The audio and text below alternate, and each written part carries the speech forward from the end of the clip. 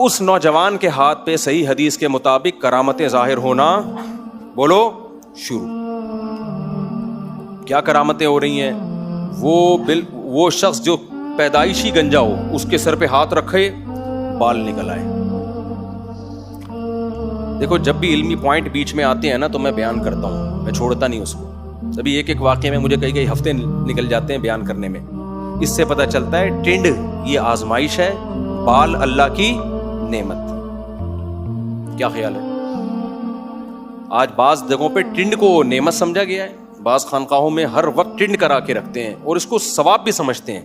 اصلاح کی نیت سے کسی حد تک تو ٹھیک ہے یہ, تاکہ شو بازیوں کا عنصر نہ آئے, لیکن یہ ہمیشہ کے لیے اس کو معمول بنا لینا یہ ٹھیک نہیں ہے. نبی نے صرف حج عمرے کے موقع پہ حلق کرایا ہے, اور وہاں بھی شریعت نے اجازت دی ہے کہ قصر بھی کر سکتے ہو, اگرچہ کم فضیلت ہے, بال کٹوا بھی سکتے ہو. تو اس لیے جس چیز کو شریعت نے لازم نہ کیا ہو میرے بھائی, اس کو اپنے اوپر مسلط نہیں کر لینا چاہیے. دینداروں کو چاہیے اس زمانے میں حلیہ ایسا رکھیں کہ دیکھنے میں اچھے لگیں. ٹنڈے منڈے گھومیں گے اور پھر کرتے بھی اتنے لمبے لمبے, 2-2 4-4 آدمی ایک تمبو میں آ جائیں, شامیانے میں آ جائیں. لوگ کہتے ہیں یار یہ کیا, ہم دیندار بن کے ایسے بنیں گے؟ نارمل ڈریس پہنو جیسے سارے پہنتے ہیں, اچھے لگو دیکھنے میں. ہمارے شیخ حضرت مفتی رشید احمد صاحب رحمہ اللہ اس کے بہت خلاف تھے کہ خانقاہوں میں ایک مخصوص لباس, مخصوص ٹوپی. فرماتے تھے اس سے دھڑے بندی پھیلتی ہے, فرقواریت پھیلتی ہے. جیسے سب مسلمانوں کا لباس ہے آپ کا بھی ویسا ہی ہونا چاہیے. میں نے ایک عربی کو دیکھا شلوار قمیص پہن کے گھوم رہا ہے پاکستان میں, حالانکہ عربی تو نہیں چھوڑتے اپنا لباس. میں نے کہا کیوں؟ کہہ رہے ہیں یار سب نے یہ پہنا ہوا, میں الگ سے ہی نمونہ نظر آ رہا ہوں. اس کے خیال میں یعنی اس کے بات کو اپنے الفاظ میں بیان کر رہا ہوں. تو اگرچہ میجورٹی عربیوں کی ایسی نہیں کرتی, لیکن بعض یہ بھی کر رہے ہوتے ہیں یار جیسے سب رہ رہے ہیں اسی طرح رہو. تو اپنا ایک الگ سے ڈریس بنا لینا, پھر اتنا لمبا کرتا, اتنا چوڑا, 4-4 آدمی اس میں آ جائیں, یہ ٹھیک نہیں ہے. نارمل جیسے سب رہتے ہیں ایسے رہو, ہم مسلمان ہیں. یہ چیزیں پھر آگے بڑھتی ہیں. پہلے ڈریسنگ الگ ہوتی ہے, پھر پیر پرستی شروع ہوتی ہے, پھر اپنی مسجد بھی الگ ہو جاتی ہے. ادھر مسجد بنی ہوئی ہے, اسی کے ساتھ اپنی مسجد بنا لیں گے, نمازی ٹوٹ گئے. جب ایک مسجد ہے سب اس میں نماز پڑھ رہے ہیں, آپ بھی آگے پڑھ لو بھائی. نہیں جی ہمارے حضرت جی کے حساب سے یہ والا امام سیٹ نہیں ہے. امام آپ کے حساب سے دنیا میں کوئی بھی سیٹ نہیں ہو سکتا. جوڑ پیدا کرنے کے لیے, اجتماعیت کے لیے انفرادی خامیوں کو برداشت کیا جاتا ہے. ایک مسجد جب محلے میں ہے تو کوئی بات نہیں, امام تھوڑا آڑا ترشا ہے برداشت کر لو. اجتماعیت سب ایک جگہ کھڑے ہو کے نماز پڑھے. ادھر ایک مسجد, ساتھ والی گلی میں دوسری مسجد, جس کو جہاں موقع ملتا ہے ایک مسجد بنا لیتا ہے, چاہے ضرورت نہ بھی ہو. تو یہ غلط چیز ہے. تو اب وہ کیا تھا, ہاں وہ راہب ہاتھ پھیرتا جس کے سر پہ بال نہ ہو, کرامت کے طور پہ کیا نکل آتے؟ بال نکل آتے. پیدائشی نابینا کی آنکھوں پہ ہاتھ رکھتا اور اس کی آنکھیں بولو نا کیا ہو گیا, واپس لوٹ آتی. اور اس طرح کی کوڑ کے مریض جو اس زمانے میں یہ بیماری ناقابل علاج تھی, پھونک مارتا یا ہاتھ, بھی پورے الفاظ حدیث کے یاد نہیں ہے, تو وہ ٹھیک ہو جاتا. لوگوں نے کہا یہ تو بھائی بہت بڑا جادوگر بن گیا ہے. جادوگر, اس کو لوگوں کو کیا پتا چھپڑ میں کس کے پاس جا رہا ہے؟ راہب کے پاس جا رہا ہے.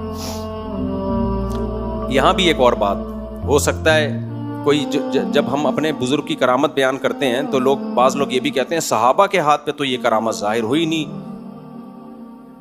اور شیخ الحدیث مولانا زکریا رحمۃ اللہ علیہ کے والد 2 سال میں 1 پاؤ قرآن پڑھنے لگے, ایک پاؤ پارا. صحابہ میں تو ایسا ہوا نہیں. کرامت میں یہ نہیں ہوتا کہ جس کے ہاتھ پہ کرامت ظاہر ہو رہی ہے وہ اپنے بزرگ سے افضل ہو. بعض دفعہ چھوٹے کے ہاتھ پہ کرامت ہوتی ہے, بڑے کے ہاتھ پہ نہیں ہوتی. اس پہ میں کئی بار بیان کر چکا ہوں, کیا تو یہ ٹاپک پورا چینج ہو جائے گا میرا. حالانکہ وہ راہب کی دعوت پہ دین پہ آیا تھا, تو راہب کے ہاتھ پہ تو یہ کرامت ظاہر نہیں ہو رہی تھی, شاگرد کے ہاتھ پہ ہو رہی ہیں. تو اس سے یہ نہیں پتا چلتا اس نوجوان کا مقام اس راہب سے بلند ہو گیا تھا. بھائی اللہ نے کسی سے کوئی خاص طرز پہ کام لینا ہوتا ہے تو اس کے ہاتھ پہ الگ وہ کرامت ظاہر کر دیتے ہیں. کسی سے الگ کام لینا ہوتا ہے نوعیت کا, اس کے ہاتھ پہ ظاہر نہیں کرتے. جیسے سلیمان علیہ السلام کے امتی کے ہاتھ پہ کرامت ظاہر ہوئی کہ تخت آ گیا سیکنڈوں میں, سلیمان علیہ السلام نہیں لے کر آئے, نہ لا سکے وہ. تو اب کیا ہے کہ اس راہب کے ہاتھ پہ کیا بھائی لوگ ٹھیک ہو رہے ہیں. لوگوں نے کہا بھائی یہ تو بڑا پہنچا ہوا جادوگر بن گیا ہے, اب آؤ جی میرا یہ کام کر دیں, میرا یہ کام کر دیں. وہ تو پھونکوں والی سرکار سے بھی کیا ہو گیا, آگے نکل. وہ نوجوان چونکہ 1 نمبر تھا, اس نے کہا نہیں بھائی یہ کوئی جادو نہیں ہے اور یہ میں کر ہی نہیں رہا. یہ کون کر رہا ہے؟ اللہ. کرامت کی ایک ظاہری علامت پتہ ہے کیا ہوتی ہے؟ جس بزرگ جو شعبدے دکھاتا ہے نا وہ چاہتا ہے لوگ میرے گرد اکٹھے ہوں, اور پیغمبر جو معجزے دکھاتے ہیں یا اولیاء جو کرامتیں دکھاتے ہیں وہ کہتے ہیں کہ لوگ کس کے پاس جائیں؟ اللہ کے. یہ بہت بڑا فرق ہے. وہ اپنا جو ہے معتقد نہیں بناتے, یہ اپنے آپ کو سجدہ نہیں کرواتے, بلکہ وہ کہاں لے کے جاتے ہیں؟ اللہ کی طرف. دیکھو نبی صلی اللہ علیہ وسلم کے ہاتھ پہ معجزے ظاہر ہوئے, تو ہم سجدہ نبی کی قبر پہ کرتے ہیں یا بیت اللہ میں؟ بیت اللہ میں. تو نبی نے ان معجزوں کے لیے معاذ اللہ کیش نہیں کروایا اپنے لیے, بلکہ وصیت کر کے گئے کہ اللہ یہود و نصارہ پہ لعنت کرے کہ جو اپنے انبیاء کی قبروں کو سجدہ گاہ بنا لیتے ہیں. میری قبر کو سجدہ گاہ مت بنانا, میری قبر کو عید کی طرح میلے ٹھیلے مت کرنا, جیسے مزاروں پہ عرس ہوتے ہیں, یہ کام مت کرنا. تو اپنی قبر کو آپ نے شرک سے محفوظ رکھا.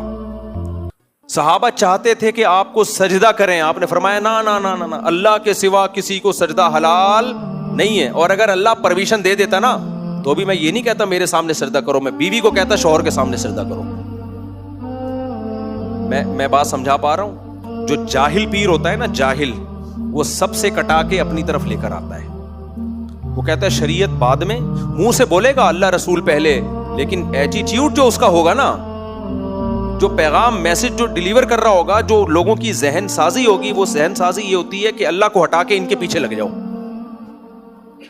یہاں میں ان پیروں کے خلاف بھی بولوں گا جو اپنے مریدوں کو اپنے ماں باپ سے کٹا دیتے ہیں. اتنی خدمت اپنی کرواتے ہیں, اپنے فضائل اتنے بتاتے ہیں کہ لوگ باپ کو بے وقوف سمجھتے ہیں اور پیر صاحب کو کیا سمجھتے ہیں؟